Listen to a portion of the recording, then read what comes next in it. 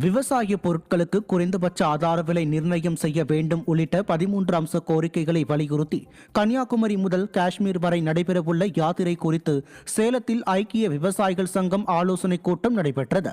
இந்த ஆலோசனைக் கூட்டத்தில் ஐக்கிய விவசாயிகள் சங்கத்தின் மாநில ஒருங்கிணைப்பாளர் PR பாண்டியன் மற்றும் ஏராளமான விவசாயிகள் கலந்து கொண்டனர். பின்னர் செய்தியாளர்களை சந்தித்த அவர், திமுக ஆட்சி பொறுப்பேற்ற பின்னர் தமிழகத்தில் விவசாயிகள் மீதான பொய் வழக்கு, கைது நடவடிக்கைகள் தீவிரம் அடைந்து விட்டதாக குற்றம் சாட்டினார். விவசாய சங்க தலைவர்கள் ஒரு பிரச்சனையை அணுகிற போது அந்த சம்பவத்திற்கு முடிவு காணுவதற்கு தமிழக அரசு முன்வர வேண்டுமே தவிர, அதற்கு மாறாக வழக்கு போடுகிறோம் என்கிற பெயரில் ஒவ்வொரு காவல் நிலையத்திலும் ஒவ்வொரு தாலுக்காக்களிலும் ஒரு வழக்கை போட்டு வாரத்திற்கு ஒரு முறை ரிமாண்ட் செய்வது என்பது ஒட்டுமொத்த விவசாயிகளையும் ஒடுக்குவதற்கான முயற்சியாக தெரிகிறது. இது ஒரு கார்ப்பரேட் ஆதரவு கொண்ட அரசோ என்கிற சந்தேகம் இன்றைக்கு விவசாயிகள் மத்தியில் வந்திருக்கிறது. ஒட்டுமொத்த தமிழகம் முழுமையிலும் போராட்ட களமாக மாறியிருக்கிறது.